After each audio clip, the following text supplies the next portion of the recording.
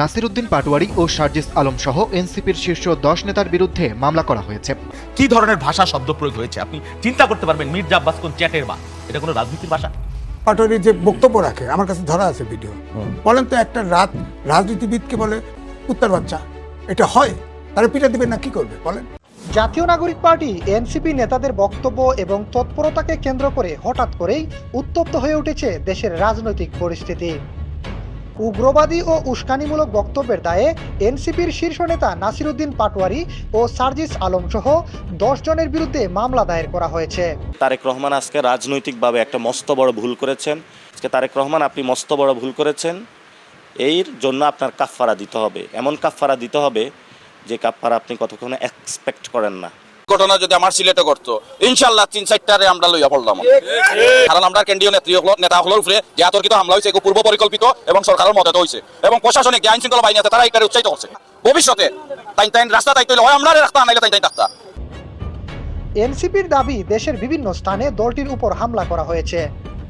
রাজনৈতিক বিশ্লেষকদের মতে শিষ্টাচার বহির্ভূত কথাবার্তা এবং উস্কানিমূলক বক্তব্যের ফলেই রাজনীতিতে এমন পরিস্থিতির মুখোমুখি হতে হচ্ছে এনসিপিকে। ক্ষমতার পালাবদলের সাথে সাথেই বদলে যাচ্ছে রাজনৈতিক দলগুলোর সহনশীল আচরণ। চরম দ্বন্দ্বে লিপ্ত হয়েছে বিএনপি ও এনসিপি। আর কোনো বক্তব্য দিবেন না বলা পাটোয়ারি মিডিয়াতে এসে প্রধানমন্ত্রী তারেক রহমানকে দেখে নেয়ার হুঁশিয়ারি দিলেন।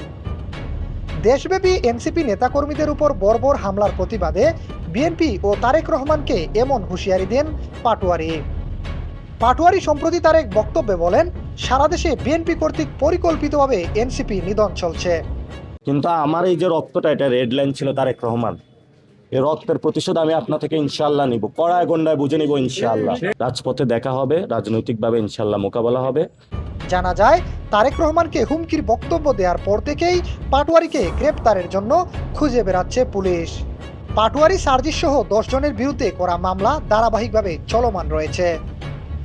অপরদিকে বিএনপির নেতাকর্মীদের দাবি, হাসনাত ও পাটোয়ারি ছাড়া সভা সমাবেশ করলে এনসিপিকে সকল প্রকার সহযোগিতা করবে বিএনপি। যে আপনারা যেখানেই যাবেন অন্তত নাসিরউদ্দিন পাটোয়ারিকে বাদ রেখে আপনারা যান, বিএনপির পক্ষ থেকে আমরা প্রত্যেকটা জায়গায় আপনাদেরকে সহযোগিতা করব।